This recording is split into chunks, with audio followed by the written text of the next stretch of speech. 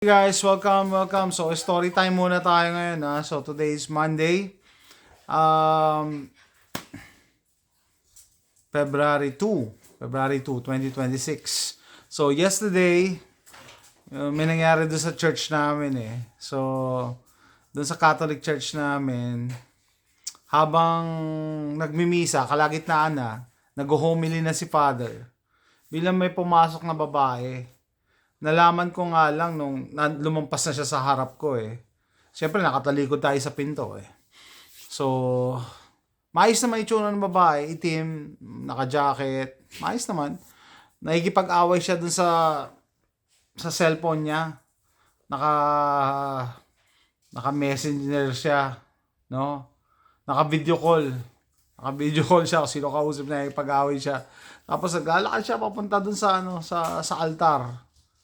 Tapos nakita ko nga yung isang member din ng church na nakaupo sa harap. Pero hindi siya assigned at that time. Nagsisimba rin lang siya. Nagdadalawang isip siya kung magre-react siya o hindi. Hanggang yung babae nakarating na dun sa altar, malapit kay father. Yung pari namin, Polish yun, Polish. So nung nakarating siya sa altar, saka pa lang nag-react yung mga ushers, no? Yung mga lalaki. Parang tinaboy siya. Ayaw magpalapit, tapos nangingay. Ngayon, kung ano nang pagsabihin na ako, kabalbalan. So, during that time, no, syempre, naalarma lahat. Yung misis ko, alam niyo, tinanong sa akin, dala mo ba yung baril mo? Sabi ko, asan? Andito sa bag. Andito sa bag. Kasi, late na kami kahapon, nagmamadali na kami, hindi ko na naisokbit. I just grabbed the bag, tapos, yun na. Sabi ko, hindi na ako nagsukbit. Usually nagsusukbit ako bago sumakay ng kotse or pagbaba sa kotse. Anyway, wala nang time. Pero sabi ko, andyan yung baril ko. Okay, so, doon naman marirealize talaga eh. No? Pag in times of emergency, doon ka maghahanap ng baril. Kasi, nung umalis yung babae, nag-uusap pa kami ng miss ko. Sabi, paano pagka, yung may dalang weapon. Nako, yari si Father.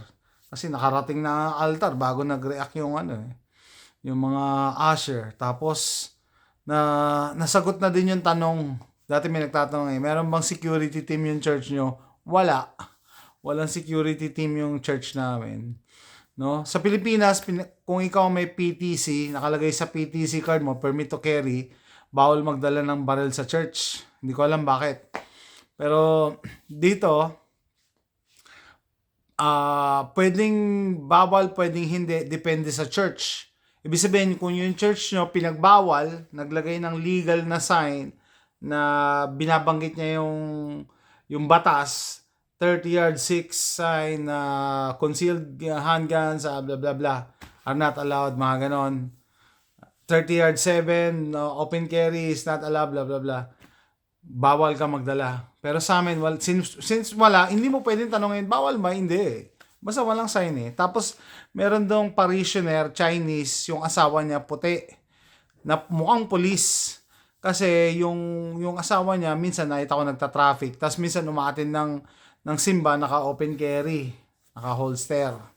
Pulis yata yun eh, kasi nagta-traffic siya magkalabasan na. Pero nung nandun kami sa church kahapon, nung may nangyari, hindi ko nakita yung lalaki na pulis. Siguro nasa labas. Okay? So, hindi, realization, no? Yun nga, no, naisip namin, paano kung may weapon yung pumasok, di ba? At gusto saktan si Father, malamang nagawa niya na yung dapat niyang gawin. Kasi nakarating pa dun sa tapos normal reaction pala yun na, yung nagiintayan kung sinong kikilos. Tapos hindi mo alam, kasi tahimik lahat eh. Alam mo, ikaw yung sumigaw, yun lang pinakamaingay yung pumasok. Siguro baliw siguro, no? Sabi ng miss ko, dapat tumawag ng polis. Bakit anong gagawin mo dyan? Wala namang mental dito sa Amerika. Pinatanggal ng mga Democrats ang mental institution dito. Kaya yung mga tao naglalakad, nakakasalamuha mo. Nakakasalamuha mo. Okay? Mag-medicate na naman daw. Mag-medicate. Sabihin, bigyan ng gamot.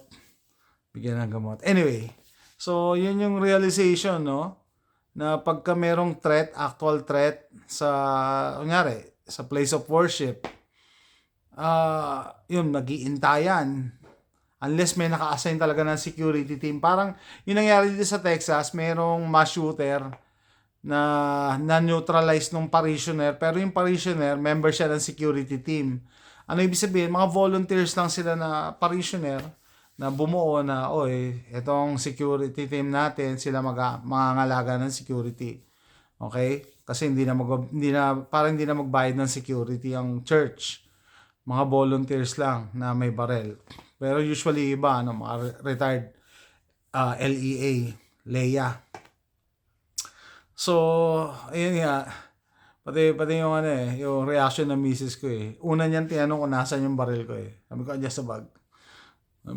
Hanapin mo talaga. And sabi nga, paano kung may weapon?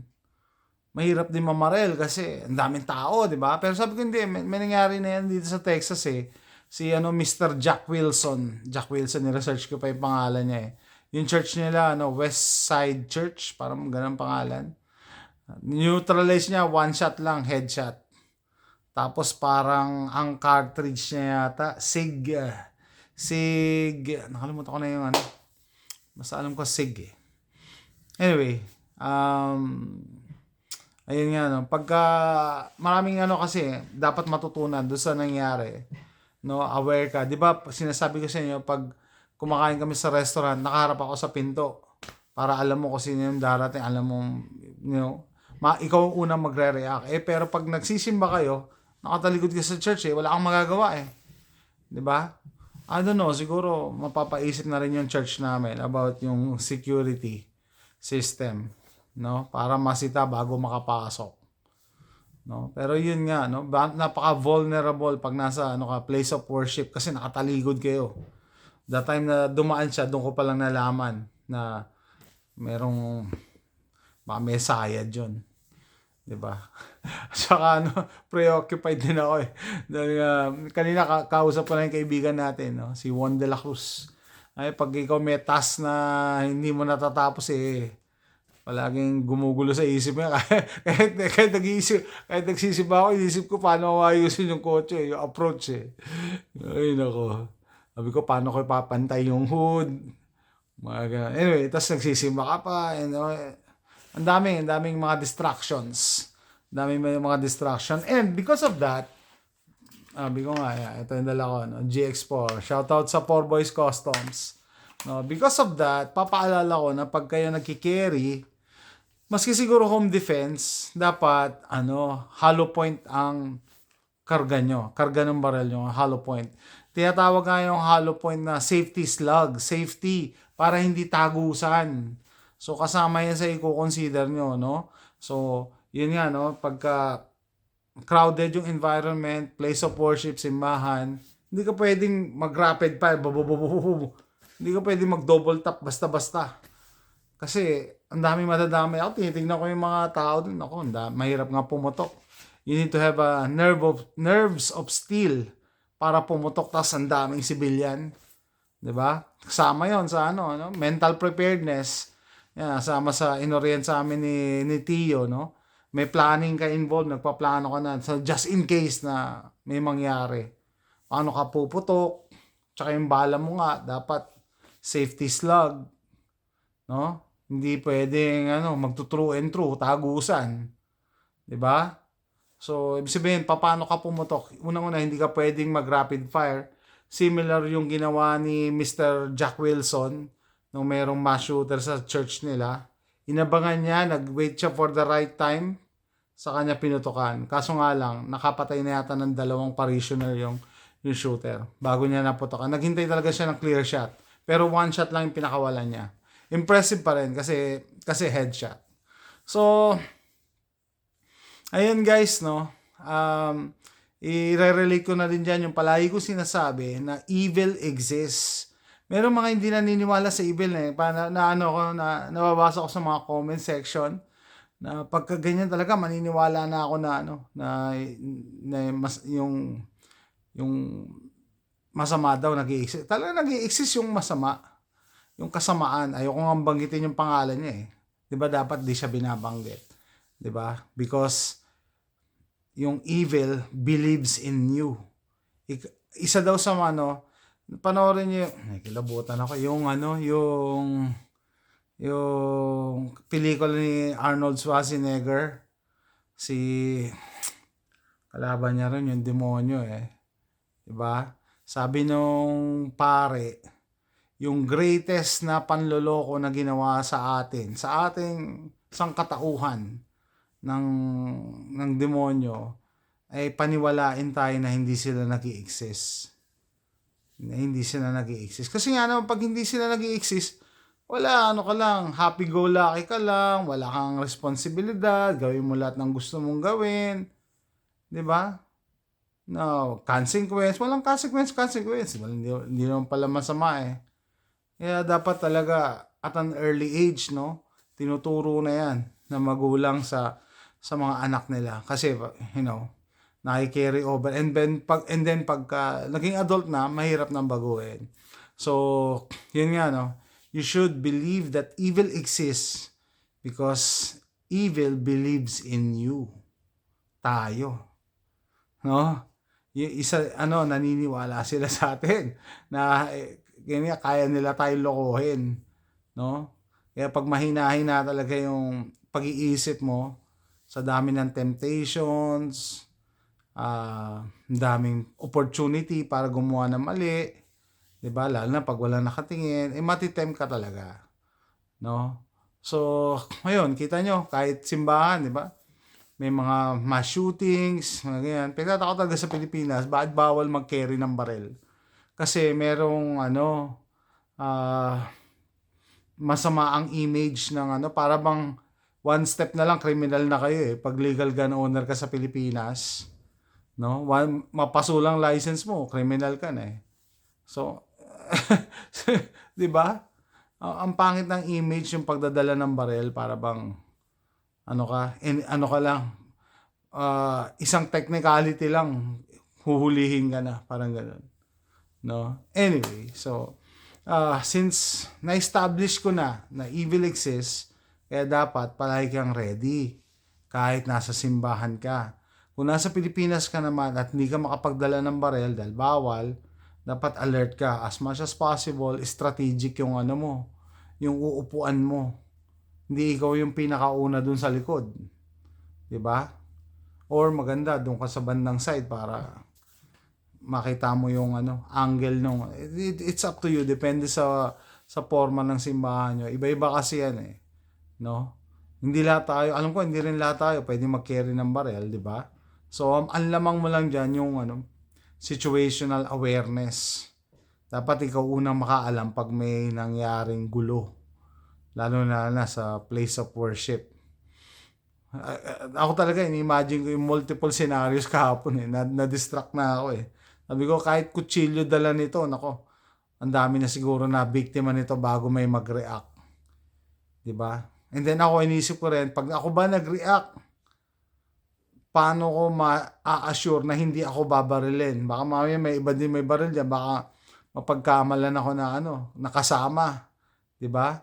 So, yung mga ganong scenarios dapat iniisip mo, no? And syempre, yung safety mo at safety ng pamilya mo palagi ang priority mo. Sabi nga, based on statistics, yung mga concealed carriers dito sa US, ang number one cause of death is pag nakialam. No, pag nakialam, ibig sabihin pag nag-intervene, dapat paalala na hindi kami police, hindi tayo police. Pero yung ethics, morality involved, siguro dahil hindi mo rin kung mabuti kang tao, hindi mo maatim na mga matay lahat yung mga yan, no? Diba? Depende. I will cross the bridge when I get there. Hindi ko naman sasabihin ganun gagawin ko, hindi ko naman sasabihin hindi, pero I'll cross the bridge when I get there. Pero isa yun sa mga i-consider mo. Kasi palagi nila sinasabi, hindi mo yung responsibilidad, hindi mo responsibilidad. No, paano kung nakaligtas ka nga, pero nalaman mo na, ang dami namatay, tumakbo ka lang. Paano yung konsensya mo? Na-imagine nyo din ba yun? Baka mamaya hindi ka na makatulog. It's up to you. Sabi ko nga, I'll cross the bridge when I get there. Pero ang moral lesson of the day is yung mental awareness, mental alertness. Kahit pala nagsisimba, kailangan alert. No? Kahit alert, kailangan alert. Kasi kailangan agahan ko para masukbit ko yung barel. Sabi ko, baka mamaya, kasi sa tabi ko dumaan eh. Kung sa kukunin ko pa sa bag ko, ay matagal. No? Anyway. So, ayun yung nangyari. Ayun muna yung story time natin. Always be prepared. Kahit sa ang pagkakataon, yung evil, hindi yan, yung kasamaan, hindi yan namimili ng oras, hindi yan namimili ng lugar. Mas gusto nga niyan yung hindi mo ine-expect eh. Lalo na simbahan, di ba? Yung mga hindi mo ine-expect. Mas marami sila mabibiktima. Anyway, yan yung nangyari kahapon.